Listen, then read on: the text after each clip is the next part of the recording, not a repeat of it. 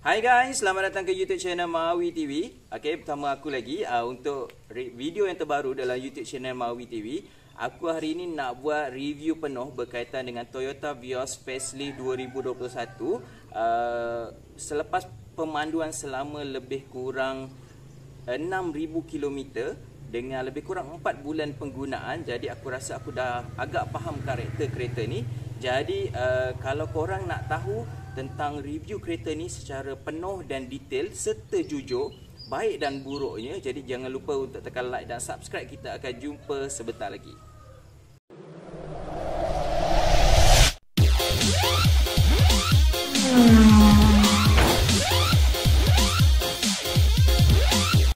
Okay guys, seperti yang janjikan, ini adalah bahagian yang kedua. Alright, bahagian yang kedua. Jadi kita masuk dulu. Aku suka bahagian ni. Penggunaan warna gelap ni pada aku agak eksklusif dan menarik. Cuma kalau kat sini dia hanya ada ini je soft touch, yang lain semua adalah plastik gelap yang keras. Cuma kat sini ada sedikit calitan piano black. Piano black ni nampak cool tapi sebenarnya susah nak jaga. Dia cepat ada fingerprint, kemudian senang calar dan susah nak dijagalah. Okey, yang ini adalah lampu ni, nampak tak tu? Aku tak buka lagi tapi dia orang kata perlu buka sebab nanti lama-lama kalau kita tak buka dia akan berkarat. Okey, mungkin kalau letak dekat outdoor kot, tapi rumah aku letak dalam garage, jadi mungkin tak ada isu lah. Right, ini ada airbag kat tepi ni. SRS airbag bahagian side. Okey, jom kita masuk. Okey, aku nak cerita tentang kat sini. Okey, kat kereta ni kan dia mempunyai blind spot monitoring. Okey, blind spot monitoring ni pada aku sangat membantu dalam pemanduan, tetapi pada aku dia agak lambat respon. Dia mungkin cepat menyala tapi dia lambat mati tau. Bila kereta tu dah lepas, dia masih lagi menyala dalam 2 second macam tu. Pada aku tu mungkin untuk safety, tapi dia agak sedikit mengganggu lah. Kau macam aku rasa macam tak ada kereta, kenapa belum mati lagi. Jadi blind spot monitoring tu pada aku membantu, dan cuma dia lambat off. Tu masalah dia. Dan bagusnya dia tak bunyi. Jadi kereta ni taklah terlalu bising dengan segala-gala sensor yang wujud ni. Jadi dia taklah terlalu bising. Jadi pada aku blind spot monitoring ni adalah satu benda yang aku suka, dan aku memang nak kereta yang ada blind spot monitoring. Okay, kemudian kita pergi kepada pre-collision system ni. Aku pernah buat 2 kali test. Bukan test di jalan raya yang kemalangan betul lah, maksudnya test ujian lah sebenarnya. Jadi ujian yang aku buat, aku dapati ianya detect, tapi aku dapat makluman bahawa ianya tak boleh diuji sesuka hati kerana ianya adalah sistem yang pintar, dia boleh baca. Jadi lepas tu aku dah tak ujilah. Tapi masalahnya ada satu kali tu aku punya pre-collision ni, dia punya lampu hidup tau, warna orange. Ni bukan yang ni tau, yang ni dia punya, ni dia punya button kat bawah ni. Okey, tapi dia punya lampu kat atas ni menyala warna orange. Dia tiba-tiba saja, nak kata kebetulan time tu nak berlaku kemalangan tak juga, sebab kebetulan ada motor yang keluar dari sempang. Dia sempat break lah. Aku pun jalan je, tak adalah nak terlanggar pun. Tapi tiba-tiba dia pre-collision off tu naik lampu dia, kemudian mati sendiri. Kemudian beberapa kali dia hidup semula. Last kali dah, sekarang dah tak ada. Aku dah pergi ke service center dan dah check pre-collision system ni, mungkin dah tak ada isu lah. Alright, kita pergi ke sini. Ini adalah pre-collision tadi aku cerita. Yang ini adalah lane keep alert. Okay, lane keep assist ke? Okay, assist alert Jadi aku sebenarnya dah hampir lupa dah benda ni wujud, sebab aku jarang, tak pernah naik highway lagi sebabnya PKP kan. Tapi masalahnya aku matikan kerana jalan kampung, jalan luar bandar ni kan laluan dia sedikit kecil, jadi akan sentiasa bunyi lah. Jadi aku dah lama sebenarnya matikan, dan aku pun lupa dah benda ni wujud sebab dia mungkin agak bising lah sebenarnya. Okay, ni aku hidupkan lane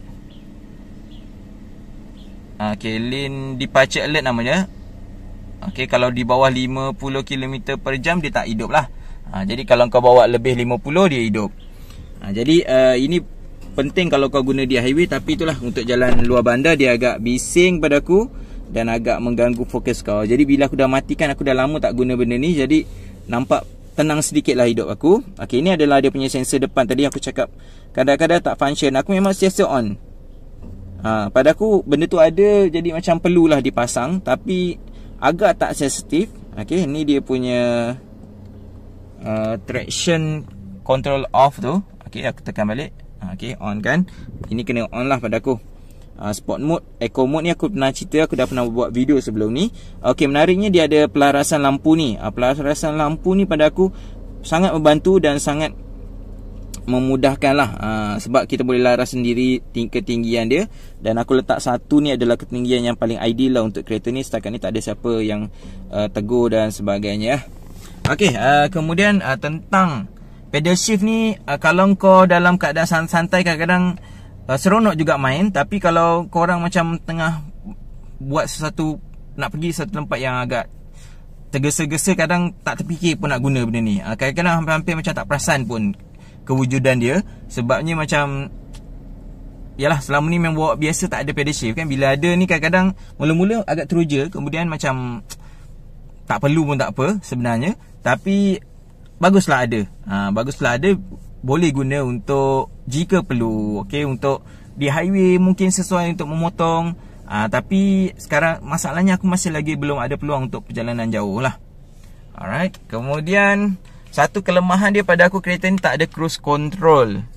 Cruise control tu pada aku macam orang lain dah sampai level adaptive cruise control, tapi Toyota Vios ni tiada cruise control langsung.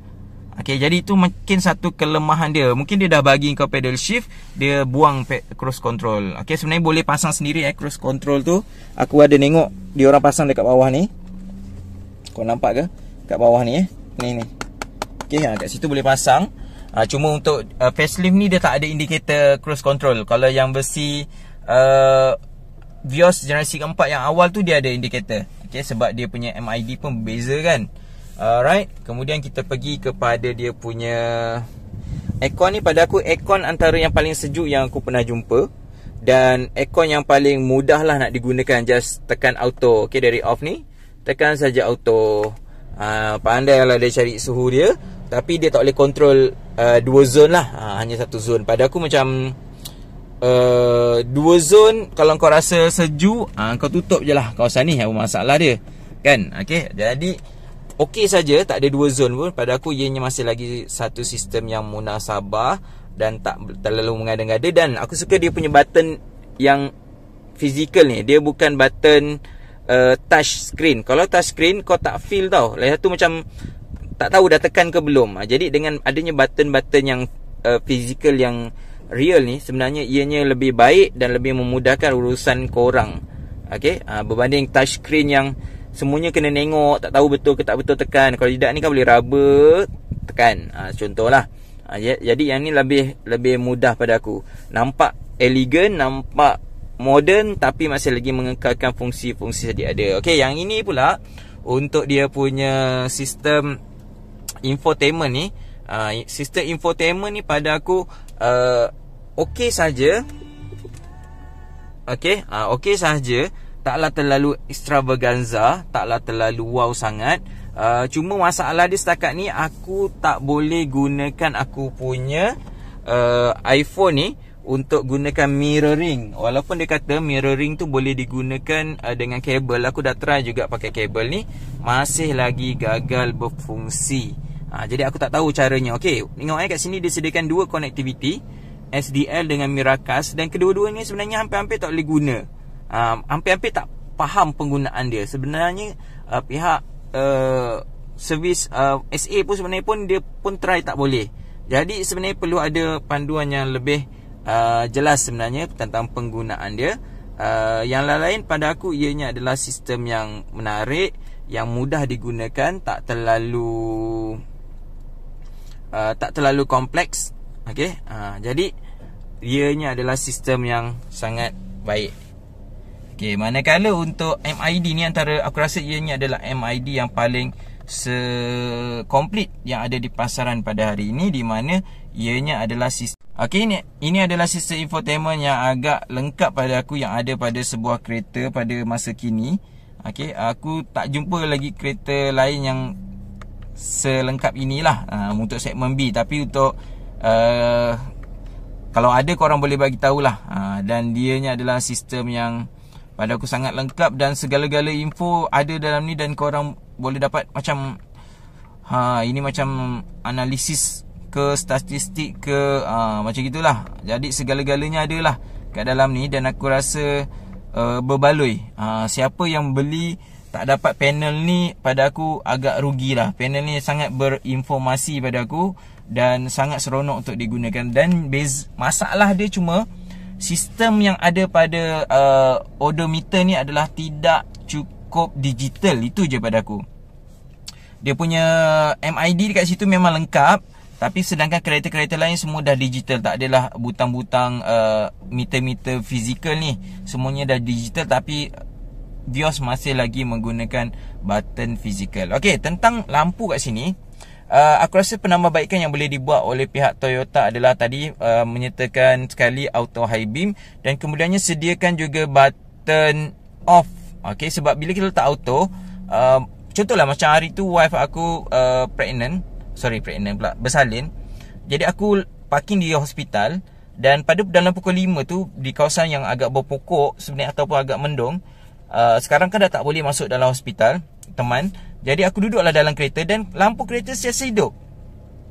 Pada aku macam tak munasabah lah. Pukul 5 lebih, waktu yang memanglah agak mendung, lampu tu hidup. Agak sensitif. Sedangkan aku dah setting sensitivity yang paling rendah sekali, dia masih lagi menyala. Jadi dia agak mengganggu lah. Macam pelik lah kan, apa kereta ni siang-siang pasang lampu. Kan orang yang tak faham, dia akan rasa kau dah kenapa show off sangat ke? Tahulah kereta baru contohlah kan, dah kenapa nak pasang lampu. Jadi aku rasa itu adalah benda yang agak mengganggu privacy. Yang kemudiannya bila kau orang tunggu seseorang di dalam gelap sebagai contoh, lampu tu akan siasa menyala, ataupun kau perlu matikan enjin. Kalau tidak, DRL pula akan hidup, siasa hidup. Jadi pun masih lagi bagi pada aku agak mengganggu lah dari segi privacy bila kita menunggu seseorang di dalam gelap. Okey, pada waktu malam, dan lampu akan menyala. Orang akan macam annoyingnya, tutuplah lampu kan.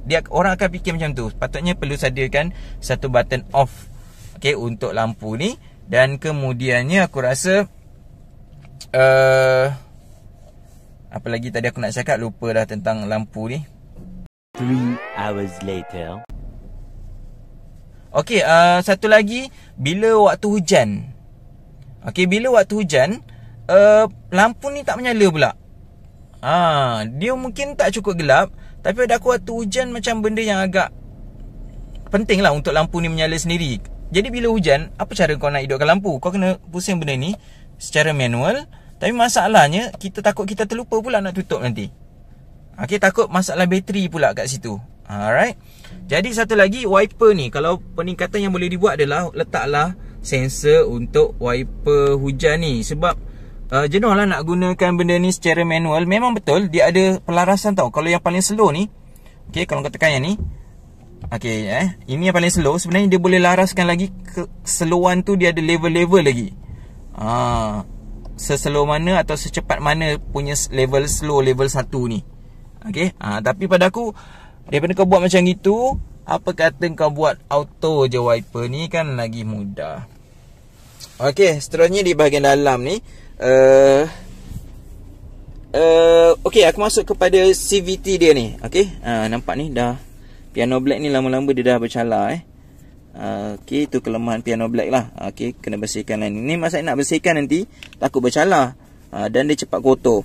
Okey, untuk manual gear ni pada aku ianya agak membantu. Kau ada 3 pilihan lah, manual, auto, manual, dan juga boleh gunakan pedal shift. Jadi ini ada pilihan yang sangat baik dan sangat berbaloi lah untuk kereta ni aku rasa. Tapi kadang-kadang tak ada masa nak guna. Tak ada masa nak guna, nak memikirkan benda ni. Tapi untuk seronok, untuk skala, untuk yang penting ada, ianya berguna lah. Okey, untuk korang. Okey, dulu aku ada cerita tentang ada bahagian yang tak leather kat sini. Okey, bahagian ni fabric. Tapi sebenarnya lama-lama aku jadi rasa sedap untuk pegang kawasan ni. Okey, dah semuanya leather. Jadi kat sini rasa sedap pula nak pegang. Dia agak soft touch, seronok juga untuk dipegang. Alright, apa lagi yang ada kat sini? Okey, yang ini pun agak membantu untuk sebuah kereta yang kebanyakan tak ada. Yang ni dia bagi auto untuk kamera belakang ni, dan ianya sangat membantu jika memandu pada waktu malam. Sebab sekarang kan kita tak boleh keluar pukul 8. Jadi sekali-sekala aku pernah juga atau urusan-urusan tertentu. Jadi ianya sangat membantu dan sangat berguna untuk aku. Okey, tentang kerusi ni aku rasa ia agak besar dan selesa, dan agak premium lah feel dia.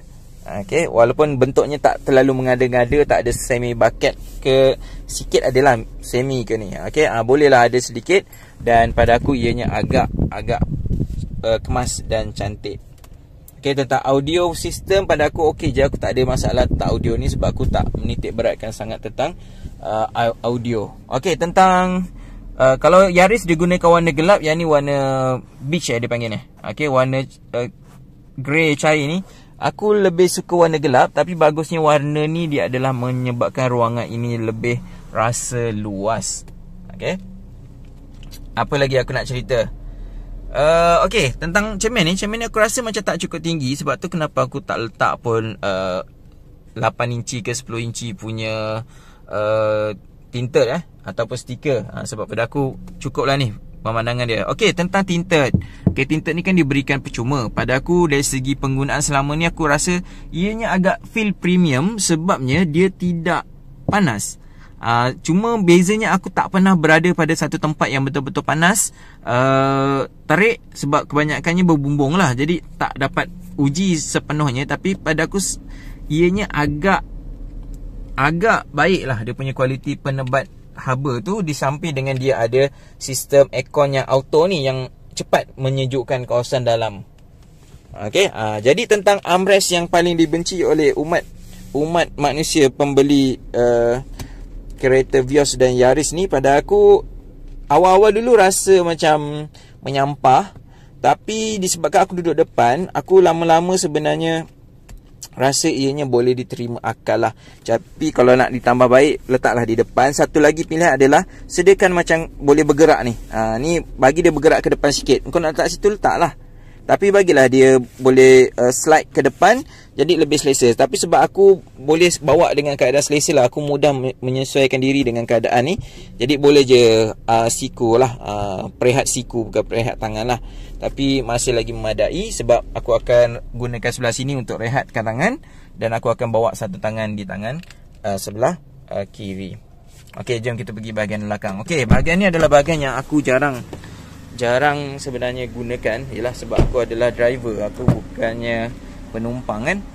Dan gitulah juga kereta-kereta aku yang lain pun, aku memang tak duduk kat bahagian belakang. Okey, feel di bahagian belakang ni pada aku agak okey. Okey, ada satu penumbuk di situ. Ini adalah posisi pemanduan aku depan ni.